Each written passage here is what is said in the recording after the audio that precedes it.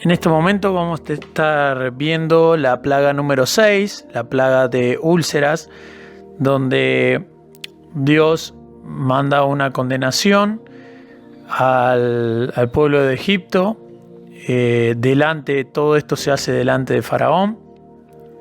Y en este punto vemos el actuar de Moisés, especialmente en este evento, como Dios se lo pide, y las actitudes que está tomando Faraón sobre esto, la situación en particular, y también vamos a ver, como anteriormente, las deidades que son atacadas específicamente en esta plaga.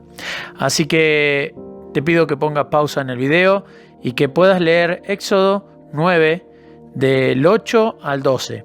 Son pocos versículos que vas a tener que leer y pocos versículos los que se utilizan en esta plaga para narrar esta plaga, pero es muy interesante lo que Dios nos está diciendo otra vez con las plagas que son presentadas aquí. Acá podemos ver el sistema religioso como primer punto, y uno de los dioses atacados es el dios Chunsu, dios protector contra animales salvajes y la ayuda a la curación. ¿Qué hacía este dios? Una de las cosas más importantes es la ayuda a la curación. Ahora vemos que fue atacado porque cuando Moisés tira el polvo, lo que era las cenizas de los hornos, la tira por el aire, le empiezan a salir úlceras, y esas úlceras no se sanan, sino que se empeoran. Y este Dios no puede hacer nada, no pueden, por más que ellos pidieran a este Dios que actúe, este Dios no hace ningún bien a los egipcios, no tiene poder contra lo que Dios ya dictaminó, contra lo que Dios iba a poner delante de los egipcios como plaga. También vamos a ver que hay otra diosa que fue atacada, que es la diosa Sekhmet. La diosa Sekhmet es la diosa poderosa, se le llamaba, la diosa de la guerra, la diosa de la venganza y de la curación. Esta diosa tiene un aspecto en su cara de felino. Muchos la simbolizan como si fuera la cara de un puma, pero también tiene que ver con lo que se podría llegar a ver como la cara de un gato. De ahí puede ser que los egipcios amen tanto a esos animales. Si vemos las películas o vimos algo de la cultura, eran venerados los gatos especialmente. Bueno, esta diosa venía con ese aspecto, y era una diosa que era declarada muy importante porque por ella se intercedía cuando el pueblo estaba en guerra, estaba en pelea. Si uno conoce un poco de la mitología sobre esta diosa, habla de una sed de venganza impresionante y cómo atacaba a sus enemigos. Sin embargo, en este tiempo vemos que no pudo hacer nada. No había poder en los dioses de Egipto que pudieran suplir o pudieran aliviar de alguna manera esas úlceras que estaban teniendo todos los egipcios. Faraón y hasta sus mismos adivinos, esos magos que podían clamar a los distintos dioses, hoy no están teniendo ningún poder.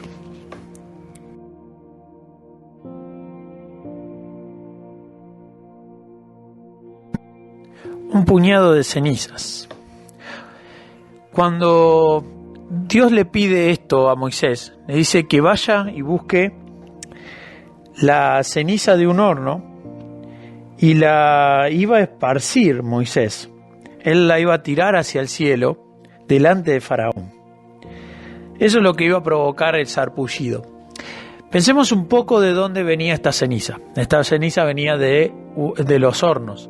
El horno si nos acordamos anteriormente, era el lugar que el pueblo de Israel podía llegar a ver como una esclavitud. ¿Por qué? Porque ahí a donde le había dicho Faraón que iban a estar haciendo ladrillos. Ellos tenían que estar cocinando ladrillos y tenían que estar fabricando ladrillos para el pueblo de Egipto, y ese era el castigo que el pueblo de Egipto ejercía por su poder, por tenerlos dominados, porque ellos estaban en una tierra ajena y los mantenían como esclavos. Eso es lo que estaba haciendo Faraón con el pueblo de Israel. Lo habían dominado y le había exigido que hicieran ladrillo. La primera vez que se presenta Moisés adelante de Faraón, lo que hace Faraón, lo castigan peor todavía al pueblo de Israel y le dice que no le iba a proveer lo necesario para que ellos hicieran los ladrillos, sino que ellos iban a tener que salir a buscar todos esos elementos que componían el ladrillo para poder fabricar esos ladrillos. Ahora, esos hornos tenían fuego y generaban cenizas. Esa ceniza era la que tomó Moisés de un horno, la esparció en el aire, y todo ese aire produjo sarpullido, produjo úlcera, produjo que haya en cada uno de los egipcios esta inflamación y este ataque de parte de Dios. Ahora, esto era un puñado de cenizas, era algo que no tenía valor, no servía prácticamente para nada, y sinceramente yo creo que las cenizas eran tiradas directamente a la tierra como parte de una basura. Sin embargo, de ese lugar, de ese elemento, Dios provoca tanto dolor al pueblo de los egipcios.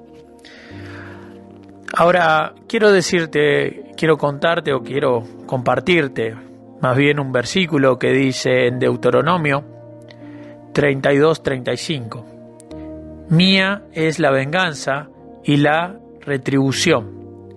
A su tiempo su pie resbalará, porque el día de su aflicción está cercano, y lo que les está preparado se apresura. Pensá en este versículo y pensá en el momento que estaba viviendo el pueblo de Israel antes que Dios los oyera y acudiera a ellos. Ellos habrán sentido que estaban solos, que no tenían esperanza, que no tenían quien los defendiera. Sin embargo, vemos que en un poco de tiempo aparece Dios con Moisés y empieza a hacer estas plagas castigando al pueblo de Egipto. Y uno de los elementos del castigo en esta oportunidad es el mismo elemento en el cual ellos habían trabajado y habían sufrido. Dios utiliza ese elemento donde estaba el sufrimiento de Israel, donde se veía el sufrimiento de Israel, lo utiliza para castigar al pueblo de Egipto. Qué importante es ver cómo Dios obra. De Él es la venganza, Él va a pagar. Él va a pagar y va a pagar lo correcto. A veces nosotros estamos buscando encontrar la forma de vengarnos, la forma de hacer pagar a los demás por lo que nos hicieron o por lo que nos dolió. Sin embargo, tenemos que dejar que Dios a su tiempo venga en nuestro dolor. Él puede mostrar realmente lo que hemos sentido, lo que nos ha dolido, lo que hemos sufrido por un castigo que no merecíamos.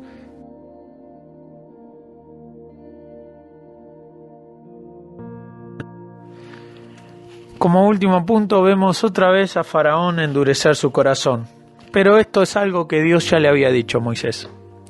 Ahora, la pregunta para este día es: ¿por qué es tan difícil que la gente se vuelva a Dios? ¿Nunca te preguntaste por qué es tan difícil que la gente se vuelva a Dios? Que la gente reconozca a Dios, que la gente mire a Dios. Las personas muchas veces viven una vida en la cual quieren tener razón. Y tener razón a veces te lleva a, por más que no tengas razón, a buscar excusas para tenerla, a pensar y actuar de una determinada manera y que hasta va contra tus propios principios. A veces tener razón significa pelearte y enojarte y separarte de aquello que más amás, solamente por decir yo tengo razón. Ahora, muchas veces se actúa con la pasión, con los sentimientos y no con la razón. Y esos sentimientos te impulsan continuamente a luchar contra lo que realmente es verdad. Por eso, buscar tener razón no siempre es lo correcto, sino conocer la verdad y en base a la verdad buscar cumplirla, buscar hacer lo correcto. Cuando nosotros leemos en la palabra de Dios, uno de los textos bíblicos donde el Señor nos habla que conoceremos la verdad y la verdad nos va a hacer libre. Pero no dice el tener razón nos va a hacer libre, sino conocer la verdad nos va a hacer libre. Muchas veces queremos tener razón de una manera equivocada, porque es caprichoso, porque hay necedad y no escuchamos ni tratamos de entender al otro. Ahora, cuando lo hablamos todo esto en base a la vida espiritual, el tener razón delante de Dios es algo que o conocemos a Dios y entendemos la verdad, o nunca vamos a tener razón. Siempre vamos a estar actuando de forma caprichosa. Por eso es necesario que nosotros pensemos si realmente tenemos razón al actuar de esta manera, delante de Dios. ¿Podemos tener razón y ser rebeldes a la voz de Dios? Claro que no. Cuando actuamos rebelde a lo que Dios nos dice, somos soberbios, somos altivos, somos orgullosos, somos caprichosos. Esa es la forma en que actuamos. Por eso es tan importante que nosotros conozcamos lo que Dios nos dice. Vamos a leer unos versículos que nos hablan justamente de esto. En Santiago 4:6 nos dice, pero Él da mayor gracia. Por esto dice, Dios resiste a los soberbios y da gracia a los humildes. No es a los que son altivos de corazón, a los que